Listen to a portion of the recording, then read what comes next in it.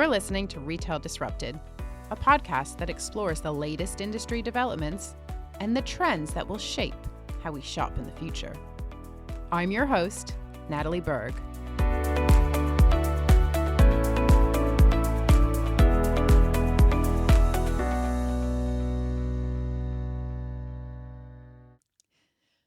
On today's episode, we're going to be talking about the news that Amazon is terminating its online grocery service in Germany. Amazon Fresh launched in the German market in 2017. The service was available in 3 major cities, Berlin, Hamburg, and Munich.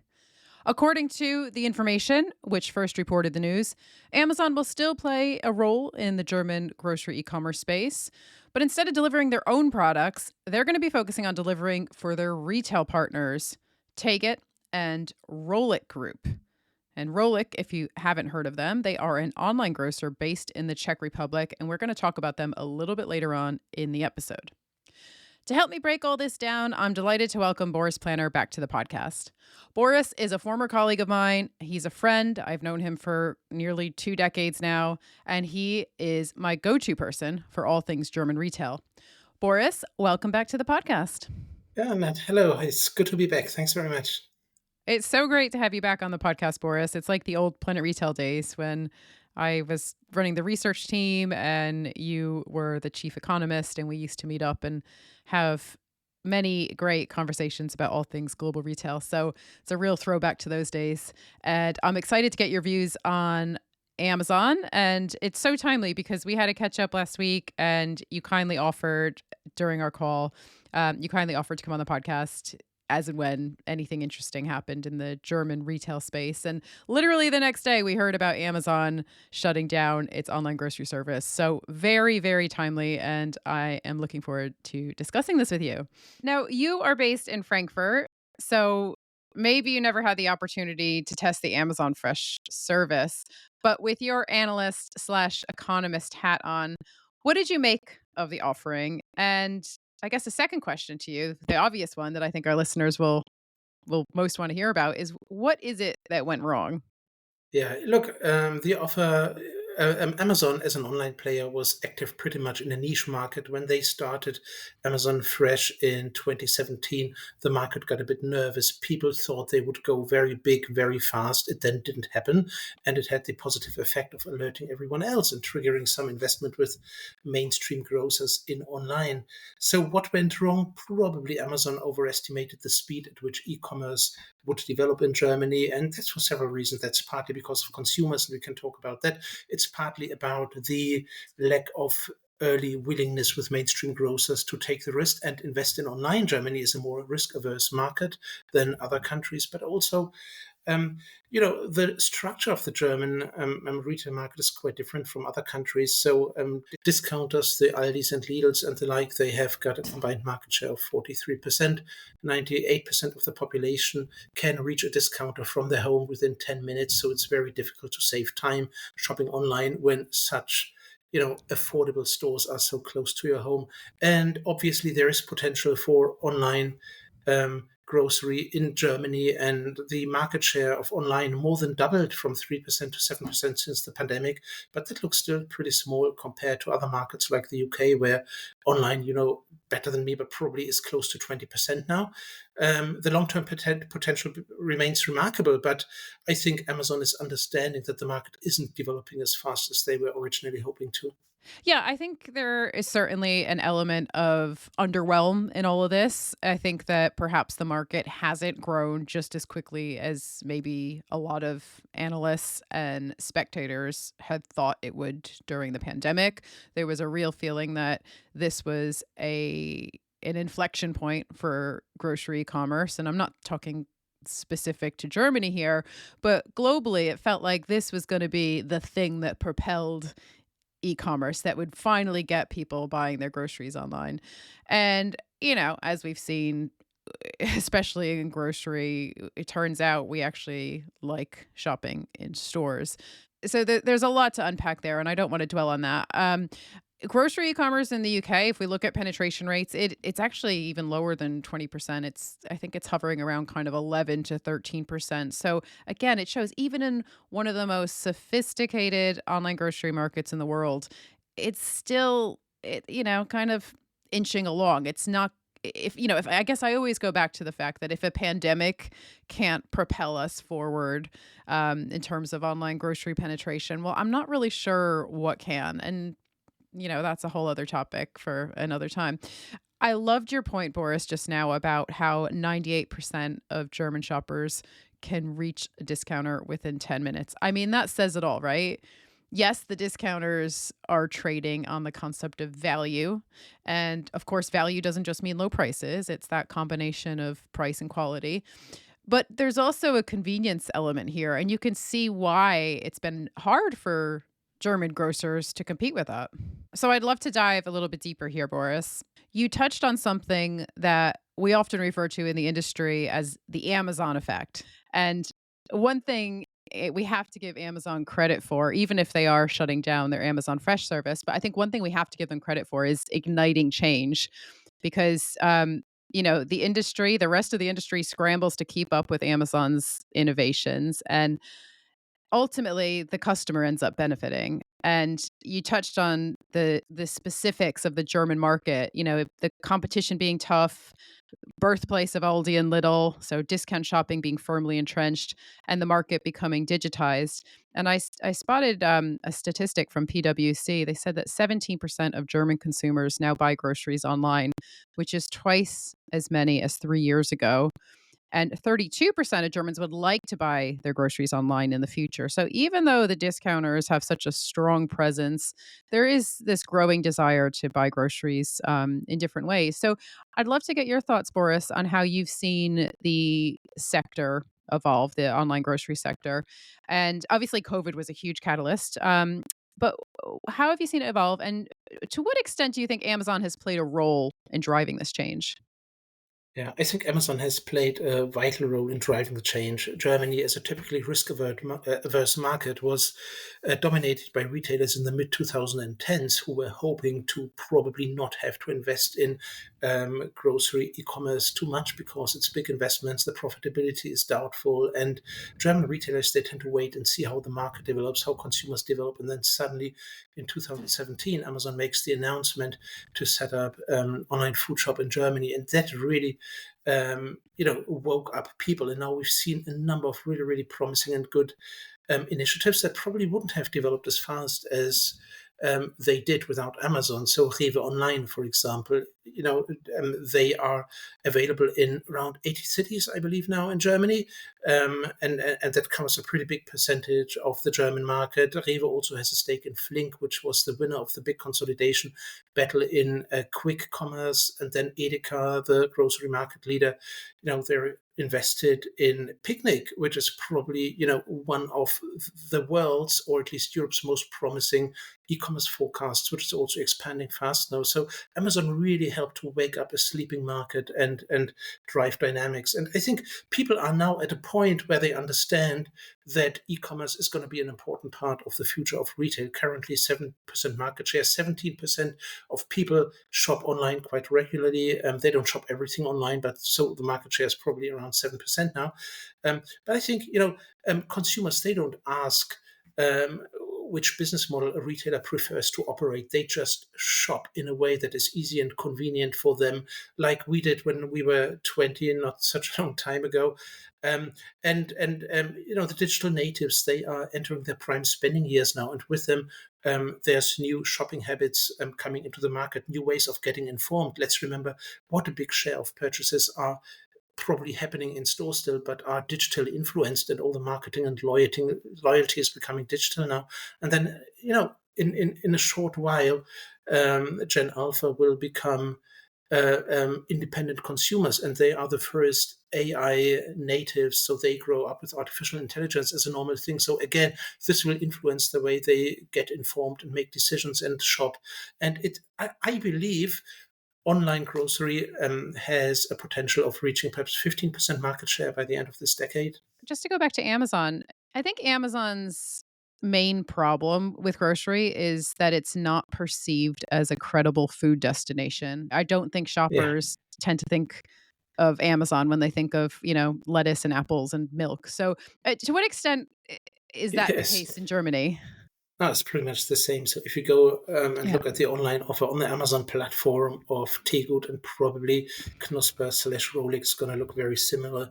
That looks like the standard Amazon offer, and that is the contrary of inspirational. It really is designed to almost scare off people. I would say it's so terribly transactional, and you need to understand what you want before you even start shopping. You want bananas, you enter bananas as a search term, but there's very few areas where you can actually explore and get inspired and then perceive shopping as something that is fun and entertainment. And then you do a lot of surprise purchases that you weren't planning to do before. I think there's a lot to learn from Asia, where e-commerce from the start has been designed as a pastime activity that's entertaining. And Amazon is looking so transactional. And I think what's been catching up with Amazon, not least in grocery, which is such an experiential category. What's been catching up with Amazon is the fact that people have higher expectations now on how fun shopping should be and how inspiring it should be, how easy it should be to navigate through aisles to discover new things. And I sometimes wonder, why can't online shops really visually replicate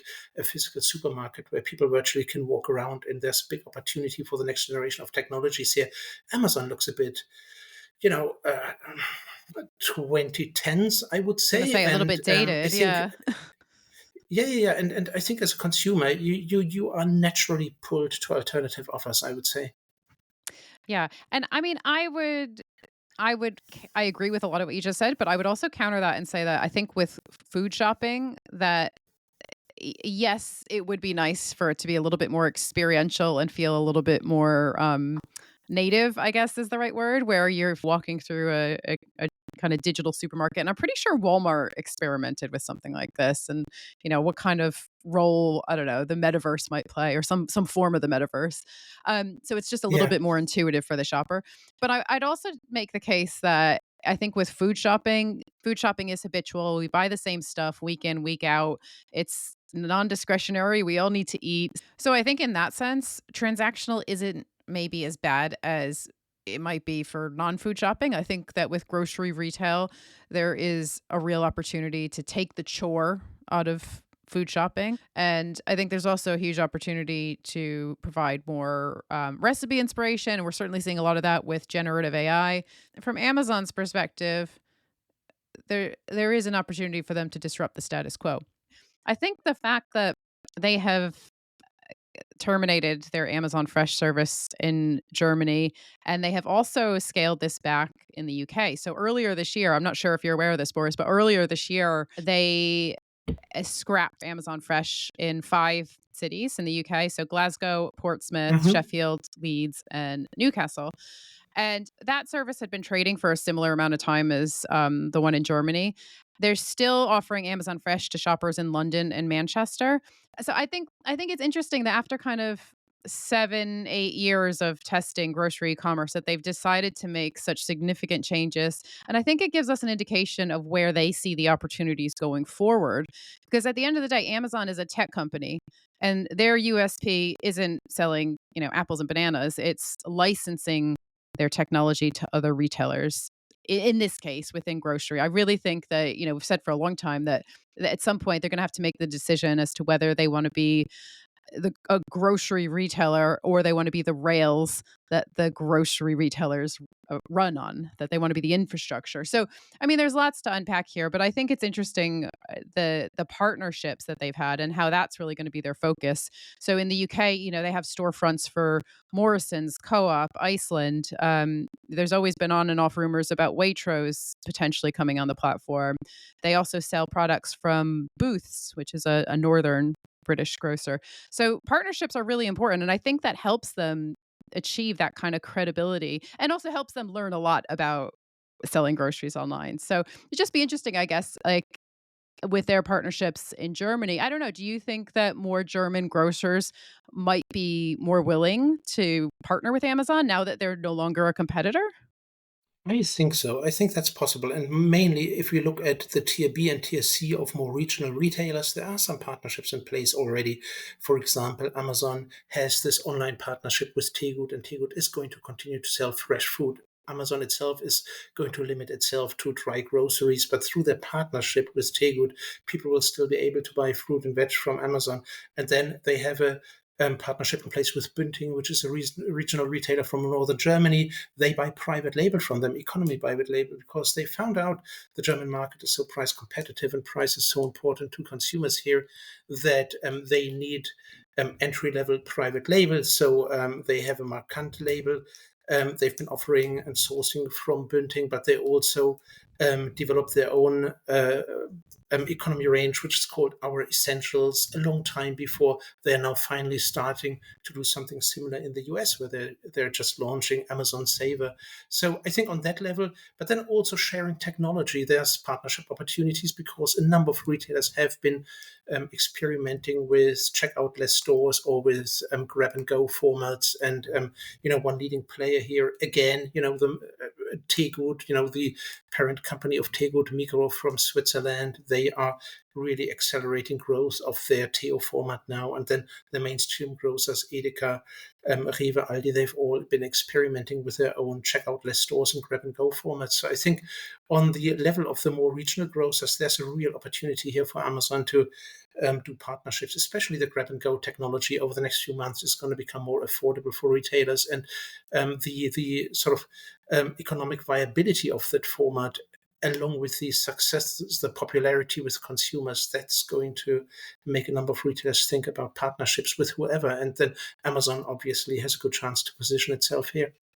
Yeah, yeah, really interesting. It'd be interesting to see what happens internationally if they decide to scrap Amazon Fresh or really limit it to the big cities and then focus on those partnerships that could be really how Amazon's grocery strategy evolves. That's probably more lucrative than them being an online grocery retailer and enables them to kind of capitalize on their technology prowess. So really interesting stuff for us. I just want to wrap up with getting your thoughts on Rolik, the Czech startup that I mentioned at the beginning of our conversation. They have really ambitious growth plans for Europe. They're planning to launch in 10 new cities over the next 6 years.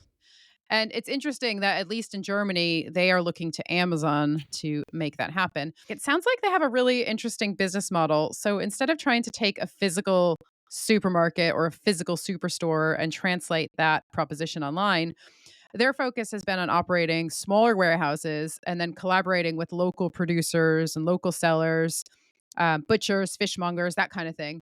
They have 17,000 SKUs. And the other final interesting fact that I will share about this business is that Rolik means baker in Czech, and they actually bake bread at their DCs. So there you go.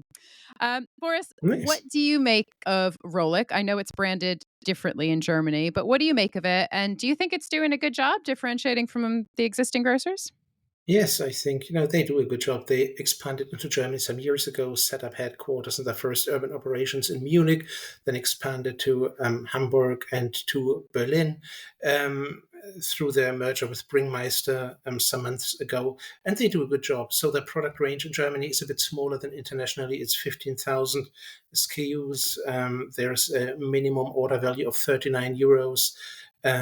Free delivery from 79, but they're very flexible in terms of delivery. They can deliver within 3 hours, and they keep listening to Oh. customers and just introduced more precise delivery time slots, narrowing it down from 1 hour to 15 minutes. And I feel they're in touch with customers, and I think they're a great partner for a player like Amazon. Boris, it's always great to get your views. Thanks again for coming on the podcast, and hope to talk to you again soon. That's been fantastic. Thanks very much, Nat. All the best.